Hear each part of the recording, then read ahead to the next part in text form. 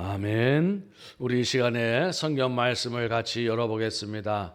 구약 성경 역대하 33장 10절로 13절 말씀입니다.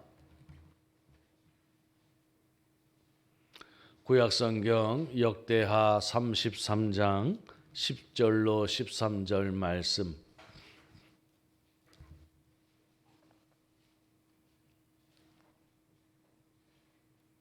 우리 다 찾으셨으면은 같이 봉독하겠습니다.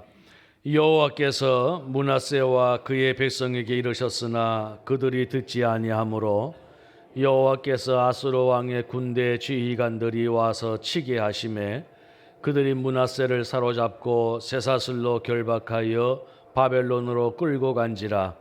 그가 환난을 당하여 그의 하나님 여호와께 간구하고 그의 조상들의 하나님 앞에 크게 겸손하여 기도하였으므로 하나님이 그의 기도를 받으시며 그의 간구를 들으시사 그가 예루살렘에 돌아와서 다시 왕위에 앉게 하심에 므낫세가 그제서야 여호와께서 하나님이신 줄을 알았더라. 아멘. 오늘 우리가 함께 봉독한 말씀은 유다 나라의 12번째 왕이 되어지는 므낫세에 관한 말씀입니다. 이 므낫세 왕은 오늘 말씀에 기록되어진 역대하 33장 1절로부터 20절까지 그의 일대가 간략하게 소개가 되어지고 있습니다. 이 므낫세 왕은 그의 특징이 두 가지가 있습니다. 하나는 바로 그의 아버지가 히스기야이고 이 므낫세 왕은 히스기야의 아들이라는 사실입니다. 사실 히스기야는 꽤 유명한 왕입니다. 다윗과 여호사밧과 히스기야, 이와 같이 위기를 맞이하였을 때에 개인이나 국가나 어려움을 당했을 때에 지체하지 아니하고 하나님 앞에 나아가서 하나님의 도움을 받았던 가장 대표적인 믿음의 사람이 바로 다윗, 여호사밧, 히스기야 같은 왕이었습니다. 히스기야 왕은 우리가 잘 알고 있는 대로 죽을 병에 걸렸으나 그가 하나님 앞에 기도하고 회개하고 하나님의 도우심을 구함으로 말미암아 15년의 생명을 연장받았지요. 그 15년의 생명을 연장받았던 중에 낳은 아들이 바로 이 므낫세 왕인 것입니다.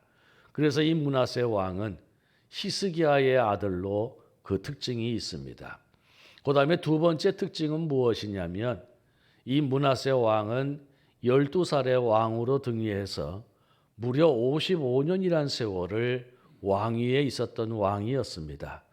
지금처럼 안정된 시대가 아니었고 그 당시는 주변 나라들의 여러 가지 위기가 있었고 또 나라가 불안전한 시대였던 것에 55년 동안 왕위에 있었다라고 하는 것은 그 당시에는 흔하지 않는 그런 상황이었습니다. 그럼에도 불구하고 므낫세 왕은 55년이라고 하는 매우 오랜 시간 유다를 다스렸던 왕이 그 두 번째 특징인 것입니다. 오늘 이런 특징을 가진 므낫세 왕이 오늘 이 말씀에 그가 왕위에 오르면서부터 그가 죽음을 맞이할 때까지 그 일생이 기록이 되어져 있는데 오늘 이 말씀을 보게 되어지면 우리가 함께 봉독한 말씀 10절로 13절의 말씀을 전후해서 그의 일생이 전반기와 후반기로 나누게 되어지는 것을 우리가 볼 수가 있게 되어집니다. 1절부터 9절까지는 므낫세 왕의 전반기라 할 수 있으면 14절부터 20절까지는 므낫세 왕의 후반기라 할 수가 있겠습니다. 이 전반기와 후반기가 이 므낫세 왕에게는 굉장히 특징적으로 구분이 되어지는 그런 시기입니다. 예를 들어서 1절부터 9절까지 므낫세 왕의 전반기에 대한 말씀을 보면은 그는 친아수르 정책을 폈습니다. 그 당시에 세계를 제패했던 나라가 아수르 제국이었는데 이 아수르 제국의 도움을 받고 이 아수르 제국의 기쁨이 되어져 어찌든지 나라를 유지하려고 하는 그런 정책을 펼쳤지요. 그러다 보니까는 자연스럽게 아수르의 영향을 받게 되어지고 심지어는 아수르의 종교까지도 들어오게 되어집니다. 그래서 이 므낫세 왕은 그런 이방신을 섬기고 우상을 숭배하는 일을 자행하게 되어집니다. 하나님이 그 당시에 가장 싫어하시는 것이 인신제사였습니다. 사람을 잡아서 죽여서 태워서 드리는 제사인데 그 당시에 이 므낫세 왕 시대에는 여호와의 성전의 뜰 앞에서 그런 일들이 자행이 되어졌습니다.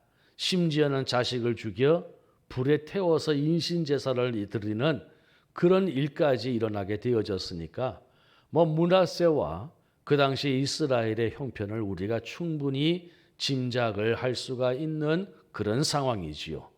성경 말씀에는 기록이 되어져 있지 않지만은 내려져 오는 전승에 보게 되어지면은 그의 아버지 히스기야 왕 때에 활동하던 선지자 이사야도 이 므낫세에 의해서 죽임을 당했다라고 기록이 되어져 있습니다. 그만큼 이 므낫세 왕은 친아수르 정책을 통하여서 아버지가 섬기며 아버지가 이루어 놓았던 모든 하나님을 향한 것들을 제거하고 모두 망가뜨렸던 왕이었습니다. 그리고 나서 14절로부터 20절까지 보게 되어지면 므낫세 왕의 후반기가 시작이 되어집니다. 근데 이 후반기는 전반기하고 너무 달라진 것입니다. 마치 그의 아버지가 한참 하나님을 열심히 섬겼을 때의 그 모습으로 다시 돌아가게 되어진 것입니다. 므낫세 왕은 자기가 세웠던 모든 우상들을 다 무너뜨리거나 제거해 버렸습니다. 그리고 이방신을 섬기는 것을 백성들로 하여금 금지시켰습니다. 그리고 자기로 인하여서 더럽혀진 여호와의 성전을 깨끗하게 하고 보수하였습니다. 그리고 하나님만을 섬기는 백성이 되어지도록 말씀을 가르치고 선포했습니다. 이런 일들이 일어나게 되어진 것이지요. 한 사람으로서는 너무나 구별되어지고 남다른 그런 인생을 살았던 사람이 바로 므낫세였던 것이고요. 그 므낫세의 삶을 한마디로 말하면 1절부터 9절까지 그의 전반기 삶은 친아수르 삶이었고요. 후반기인 10절부터 14절부터 20절까지 그의 하반기의 삶은 친하나님적인 삶을 살았다는 것입니다. 그러면 우리가 이제 한번 상식적으로 생각해 보아야 할 것이 도대체 이 므낫세 왕에게는 어떤 일들이 있었기 때문에 어떤 일이 있었기 때문에 그랬던 사람이 이렇게까지 되어질 수 있을까라고 하는 것을 우리가 한번 생각을 해봐야 된다는 것입니다. 오늘 말씀은 거기에 이제 중요한 방점이 있는 것이지요. 바로 그것을 알려주는 말씀이 오늘 우리가 함께 봉독한 10절로부터 13절까지의 말씀입니다. 그래서 이 10절로부터 13절까지의 말씀은 전반기에 친아수르 삶을 살았던 하나님을 대적하며 살았던 므낫세 왕이 후반기에 친하나님, 하나님을 위하여 살아갔던 삶으로 바뀌게 되어진 가장 결정적인 이유를 말씀하고 있는 것이 바로 오늘 우리가 봉독한 10절로부터 13절까지의 말씀입니다. 오늘 말씀은 어떻게 기록이 되어져 있냐면 이 므낫세 왕이 아버지의 길을 따르지 아니하고 모든 악행을 일삼게 되어지자 하나님께서 수많은 선지자들을 보내서 그와 그의 백성들에게 말씀을 하셨지만 전혀 듣지를 않았습니다. 그래서 하나님께서 그에게 사용하신 방법이 무엇이냐면 아수르 제국을 움직이셔서 이 유다 왕국을 공격하게 한 것입니다. 그리고는 므낫세 왕을 포로로 잡아가서 바벨론에게 넘겨줍니다. 그래서 이 므낫세 왕이 바벨론의 감옥에 갇히게 되어지지요. 이것이 하나님이 그에게 사용하시는 방법이었습니다. 생각해 보십시오.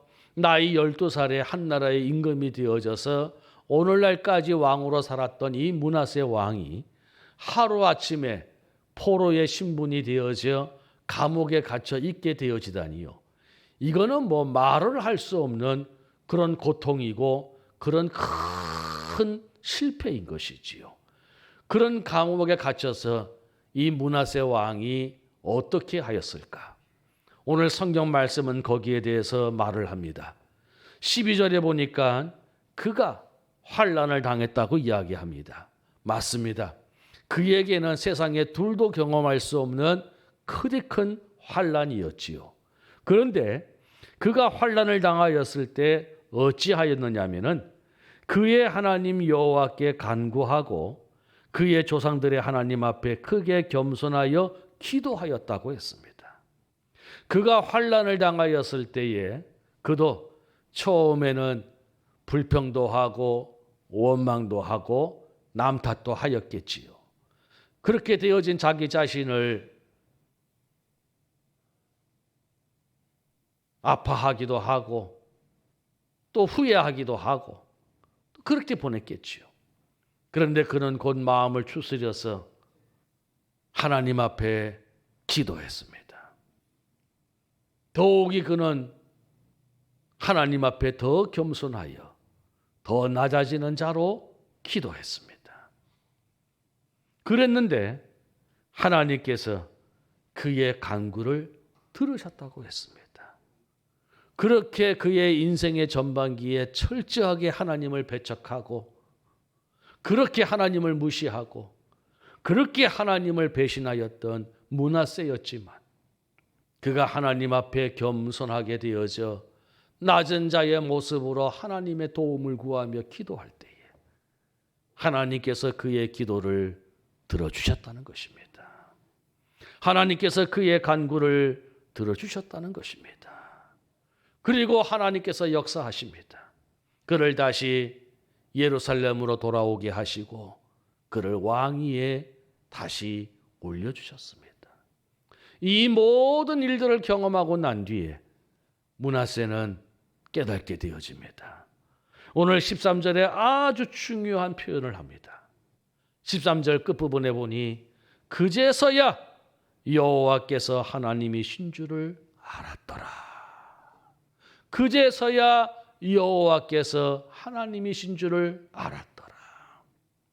자기의 왕위가 견고하게 되어지고 자기가 다스리는 나라가 안전할 수 있는 것은 그 당시 세계 최강 최고의 나라 아수르 제국이 지켜주고 보호해 주어서 되어지는 것이 아니고 살아계신 하나님, 전능하신 하나님, 유일하신 하나님께서 지켜주시고 보호해 주셔야만 한다는 사실을 깨닫게 되어진 것입니다.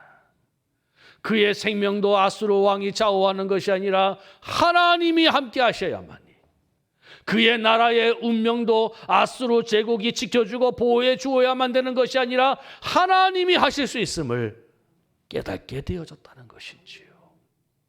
그래서 그는 예루살렘으로 다시 돌아와서 그동안 자기가 신뢰했던 아수르 제국을 모두 내려놓고 그동안 자기가 대신 믿었던 모든 우상들과 이방신들을 다 파쇄하고 그 우상들과 이방신들이 조화라고 섬겼던 모든 제도들을 다 없애버리고 오직 여호와만을 섬기겠노라.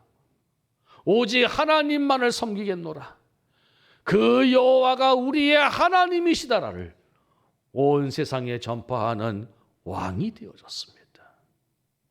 하나님께서는 그런 므낫세 왕을 55년 동안 왕위에 죄위하시면서 그 나라를 믿음의 나라로 세워주셨음을 우리는 이 말씀을 통해서 알 수가 있게 되어지는 것이지요. 여러분, 오늘 이 므낫세 왕의 모습을 보면서 우리들도 한번 생각해 보게 되어집니다. 오늘 이 므낫세 왕이 바벨론의 포로가 되어져 환난을 당한 것처럼 우리도 인생을 살다 보면은 이런저런 삶의 일들이 일어나게 되어집니다.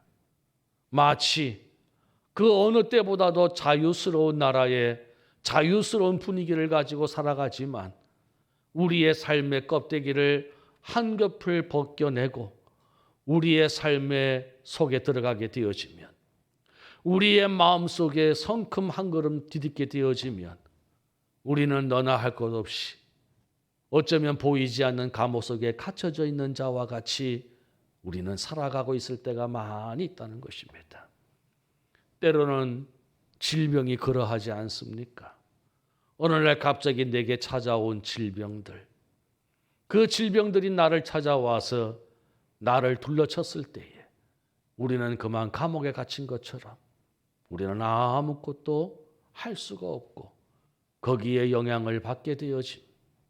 감옥에 갇혀 있는 자처럼 우리는 우울하고 무기력해지기 시작을 합니다.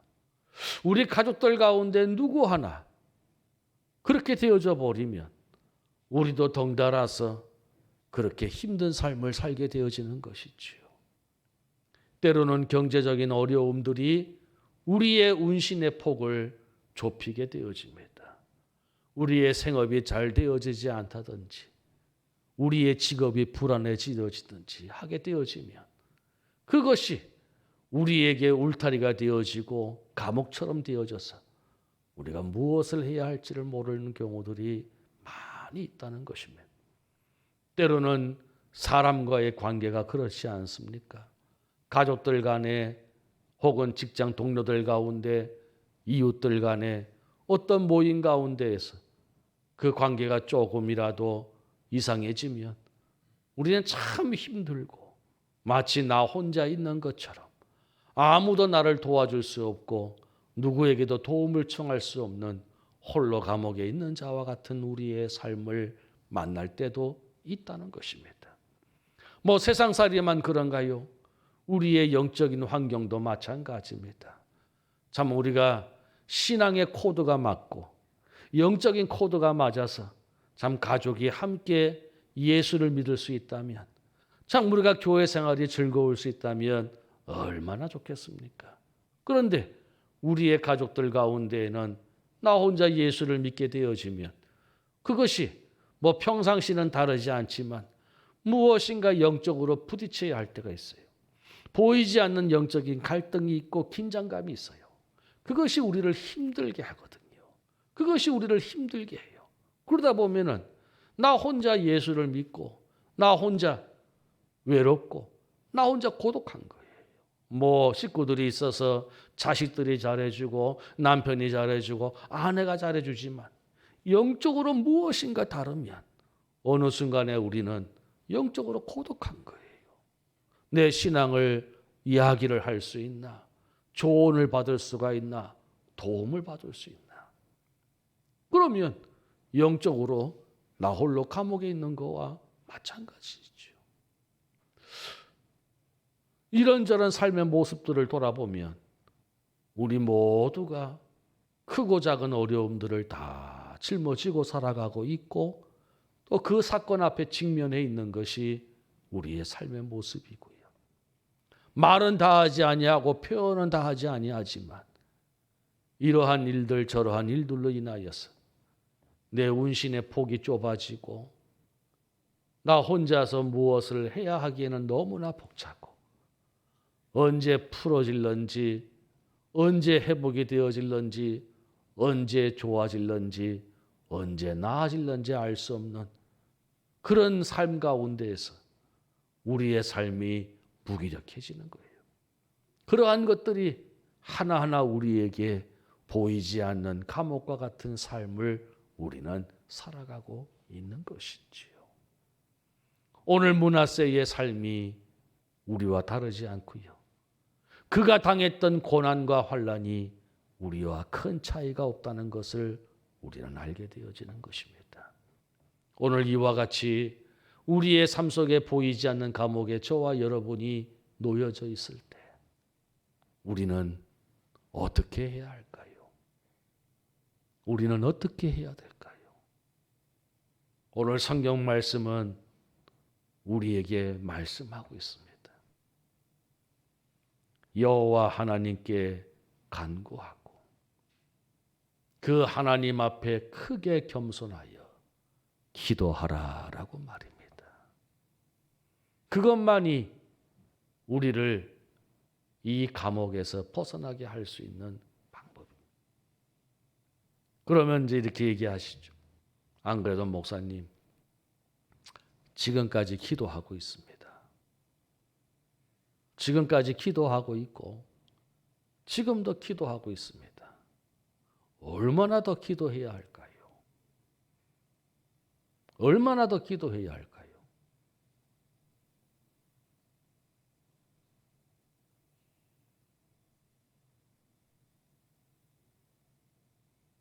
하나님께서 저와 여러분에게 각자 주신 그 분량이 채워질 때까지,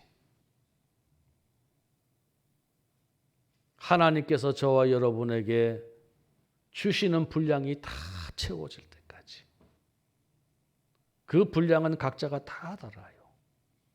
어떤 사람은 하나님이 그의 모든 형편을 보시고 믿음을 보시고 요만한 분량으로 정해주신 사람이 있는가 하면, 어떤 사람은 그의 믿음과 그의 모든 형편을 보시고 이만한 분량을 정해주신 사람도 있어요.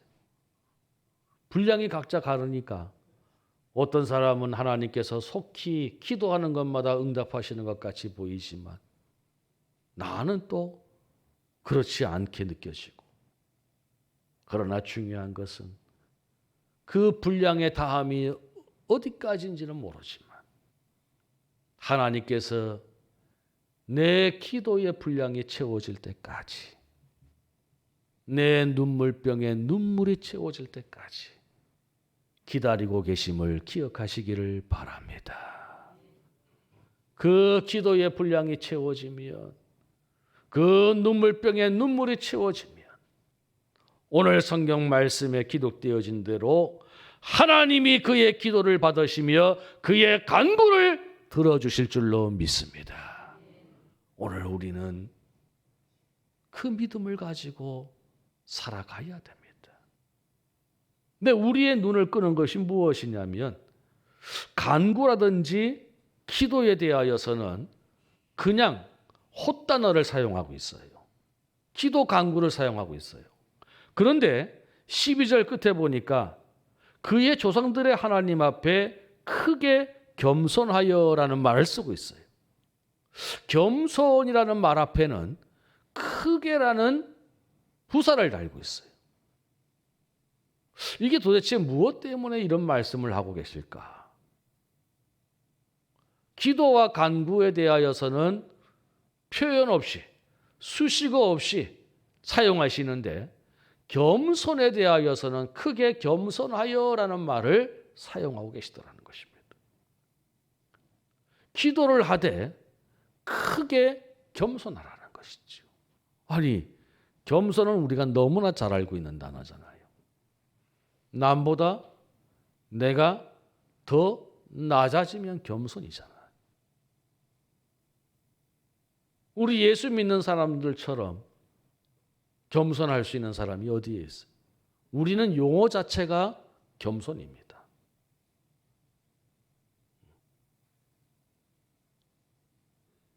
우리의 행동들이 겸손의 모습들이 많습니다.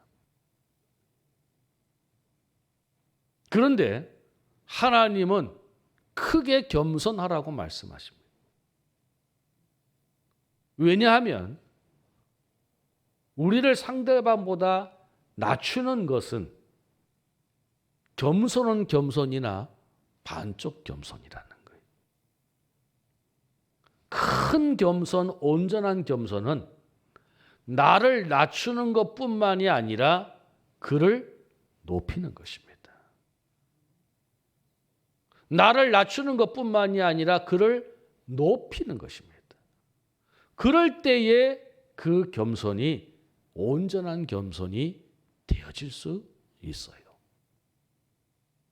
우리는 겸손하면, 아이고 하나님 저는 어리석습니다. 아이고 하나님 저는 무지합니다. 아이고 하나님 저는 어린아이와 같습니다. 아이고 하나님 나는 아무것도 할 수 없습니다. 아이고 하나님 나는 그렇습니다. 아이고 하나님 그래요. 이러거든요. 근데 그거는 반쪽 겸손이라는 거예요. 온전한 겸손은 하나님을 높이는 겁니다. 하나님이 내 인생의 주 되십니다. 하나님이 나의 삶의 모든 것입니다. 하나님이 나의 영광의 목적입니다. 하나님, 하나님, 하나님. 오늘 므낫세가 그런 고백을 했습니다. 그제서야 여호와께서 하나님이신 줄을 알았더라. 세상의 그 어떤 화려한 우상도, 세상의 그 어떤 금과 은과 철로 만든 우상이라 할지라도 하나님보다 높지 않음을 알게 되어진 것이지요. 여호와께서 그제서야 하나님이신 것을 알게 되었더라. 그가 하나님을 높이는 작업을 했을 때 하나님께서 그를 55년이라는 왕위에 재이토록 하셨다는 사실입니다. 여러분, 오늘 저와 여러분이 원하거나 원치 아니하거나 나 때문이거나 혹은 주변의 때문이거나 우리는 이런저런 삶의 감옥에, 영혼의 감옥에, 마음의 감옥에, 과거의 상처로 인한 쓴뿌리와 견고한 진으로 세워진 감옥에 우리 모두는 영향을 받으며 살아가고 있습니다. 오늘 그런 우리들이 다시 한번 하나님의 은혜를 받기 위해서는, 다시 한번 하나님의 회복하심의 역사를 경험하기 위해서는, 다시 한번 우리를 살려주시는 그의 은혜를 받기 위해서는 겸손하게 엎드릴 수 있는 저와 여러분 되시기를 바랍니다. 지난 2년여 반 동안에 우리는 코로나로 인하여서 많이 힘들었고 생활에 불편하고 신앙에 어려움이 있었습니다. 예전만큼 모여서 예배드리지 못하고 예전만큼 기도할 수 없었고 예전만큼 우리가 봉사하고 수고할 수가 없었습니다. 이제 그 모든 것들을 뒤로 하고 다시 한번 우리는 회복의 은혜를, 기회를 받았습니다. 여러분, 오늘 지난 2년여 동안, 아니 오늘날까지 살아온 우리의 삶을 돌아보고 하나님 앞에 므낫세와 같이 엎드릴 수 있는 저와 여러분 되시기를 바랍니다. 걱정하고 염려하지 마시고 기도하시기 바랍니다. 하나님이 역사하실 줄로 믿습니다. 그저 마음의 바람과 소원으로 끝나지 마시고 기도하시기 바랍니다. 하나님이 역사하실 줄로 믿습니다. 그냥 꿈꾸고 그냥 생각에 머물지 마시고 기도하시기 바랍니다. 하나님이 역사하실 줄로 믿습니다. 하나님은 살아계신 하나님, 하나님은 전능하신 하나님, 하나님은 우리의 아버지이시기 때문에 그렇습니다. 오늘 이 말씀을 통해서 여러분 꼭 세 가지 단어를 기억하시기 바랍니다. 따라해 봅시다. 환난, 두 번째 기도, 세 번째 겸손. 우리의 인생을 풀어나갈 수 있는, 감옥을 열고 나갈 수 있는 열쇠와 같은 단어입니다. 다시 한번 따라해 봅시다. 그제서야 여호와께서 하나님이신 줄을 알았더라. 이 놀라운 고백이 저와 여러분의 고백이 되어지기를 주의 이름으로 바라는 것입니다. 기도하겠습니다. 오늘 이 시간에 우리가 말씀을 기억하면서 함께 같이 기도했으면 좋겠습니다.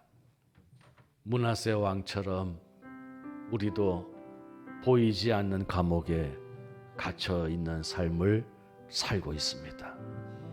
때로는 질병으로 인해서, 때로는 경제적인 어려움으로 인해서, 때로는 과거의 상처로 인한 쓴뿌리와 견고한 진으로 만든 감옥에서, 때로는 인간관계에서 우리는 참 외롭고 누구 하나 우리를 도와줄 리 없고 이역말리 떨어져 있는 그런 고독함에 사무치는 삶을 우리는 살아가고 있습니다. 그곳에서 우리는 눈물도 흘려보았고 한숨도 쉬어보았고 탄식도 해보았습니다. 그러나 오늘 하나님께서는 므낫세를 우리에게 보여주시면서 기도하거라, 간구하거라, 더 크게 겸손하여 기도하거라 말씀하십니다. 주님, 내가 기도하겠습니다. 주님, 내가 더 낮아져 기도하겠습니다. 주님, 더 높여서 기도하겠습니다. 그제서야 여호와께서 하나님이신 줄을 알았노라. 나도 이 깨달음과 고백을 하게 하옵소서. 하나님, 역사하여 주시옵소서. 하나님, 나를 살려 주시옵소서. 우리 이런 고백의 내용을 가지고 함께 같이 기도하도록 하겠습니다. 사랑하시는 아버지 하나님, 너무나도 감사합니다. 주의 크신 은혜 사랑으로 오늘 우리와 함께하여 주시옵시고,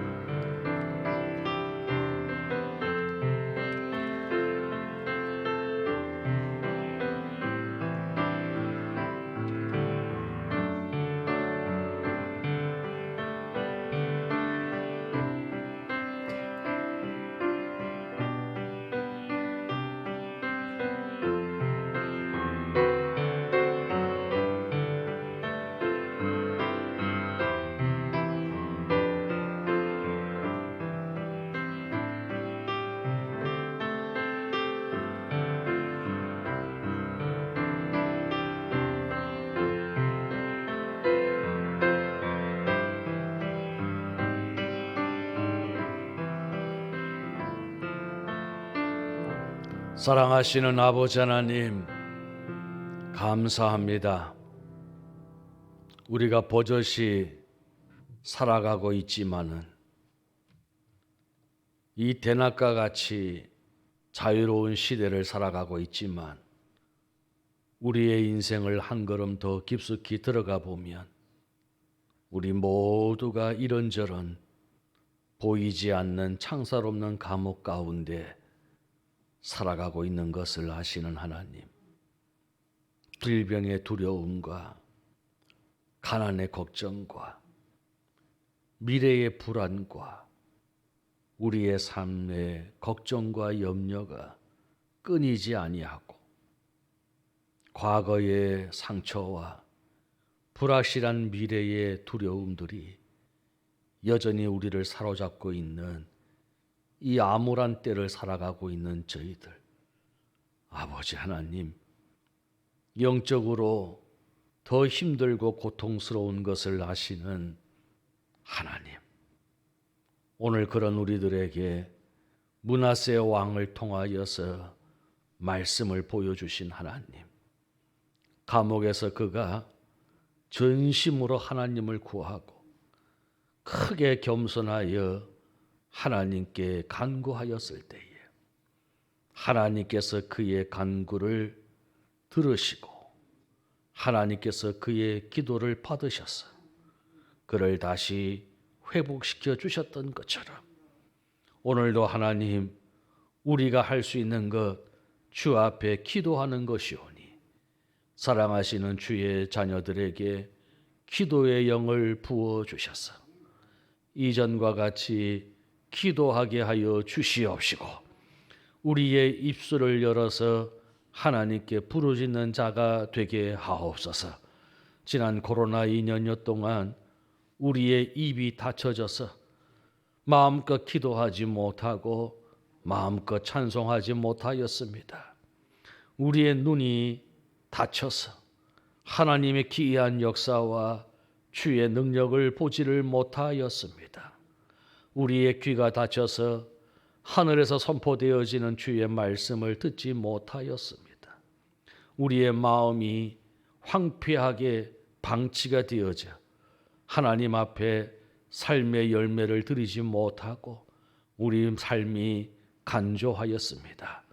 주여, 그런 우리들을 불쌍히 여겨주셔서 다시 한번 주의 은혜의 소낙비가 우리의 심령을 적시게 하시고 주의 말씀의 씨앗이 뿌려졌을 때에 100배의 결실을 맺는 놀라운 축복이 사랑하시는 주의 자녀들마다 임하게 하여 주시옵소서.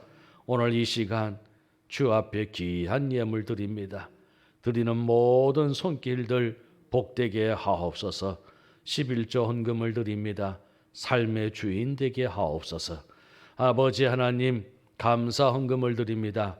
삶의 내용에 복을 주시옵소서. 하나님, 선교 헌금과 건축 헌금과 교육 헌금과 주정 헌금을 드립니다. 아버지 하나님께서 귀한 동역자로 삶아 주시옵소서. 하나님, 마음을 드립니다. 시간을 드립니다. 정성을 드립니다. 우리 하나님, 저를 꼭 안아 주시옵소서. 사랑하시는 주의 종들 늘 생명싸게 지켜 보호하여 주시기를 원하옵고 우리 구주 예수님의 이름으로 기도드리옵나이다. 아멘.